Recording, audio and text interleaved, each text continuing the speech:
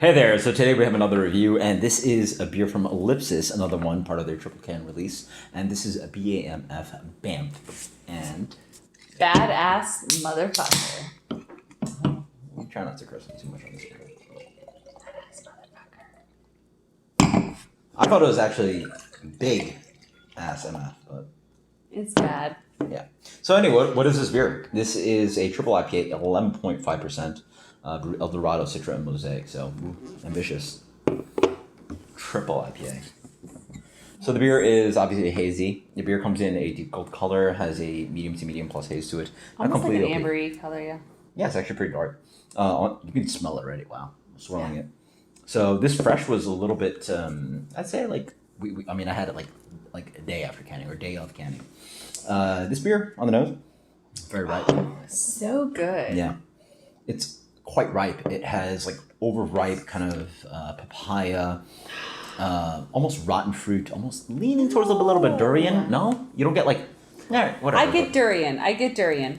Okay, so on the nose for me as a pleb, I get super oily orange, like not just the skin but the flesh, and I get a little bit of grapefruit, a little bit of kumquat, especially kumquat. I think I do get some melon.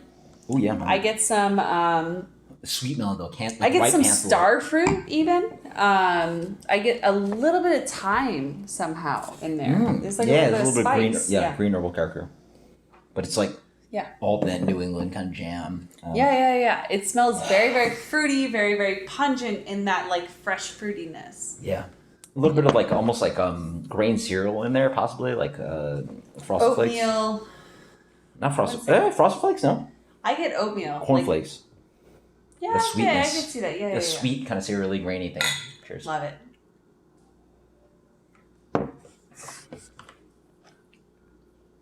This is better. Yeah. The week and a half in is way better. Yes. So we had this fresh. Yeah. And I'm not going to lie. We had a little bit of a cheese session with this. We had it when he first brought it home as a 4-pack.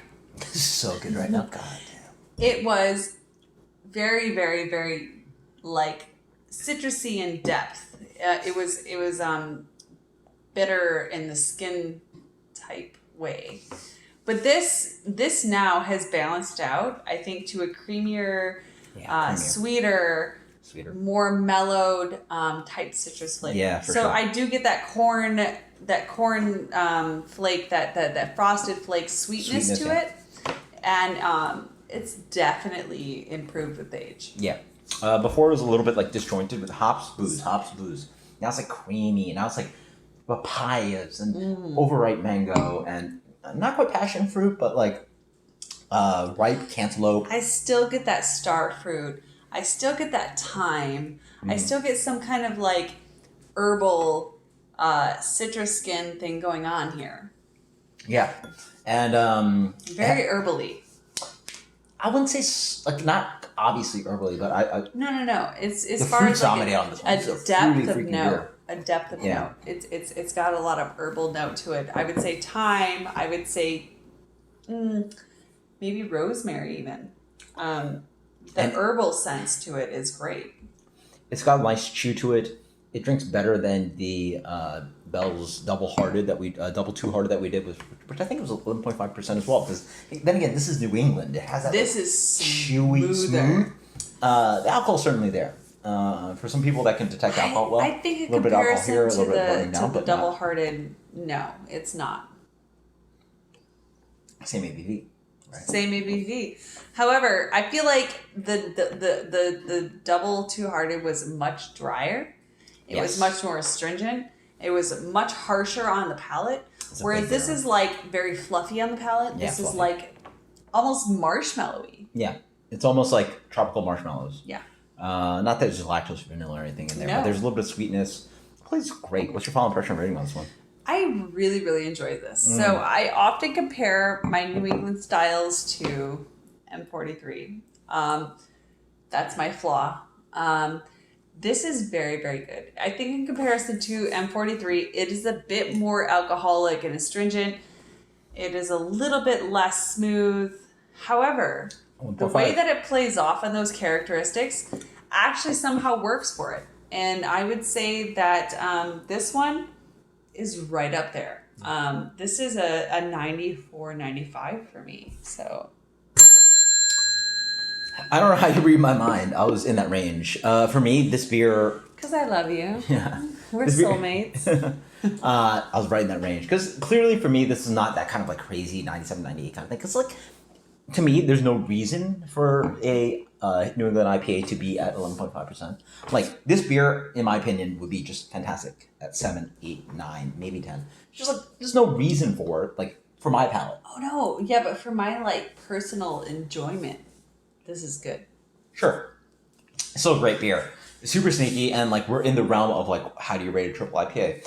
This is arguably one of the best I've had. Has to be in the top 3 or top 5. Can I also add though that it's not like very, very like carbonated? Yeah, it's in there. It's fine. It's carb fine. No, I don't think it's like super carbonated. It's like very fine bubble.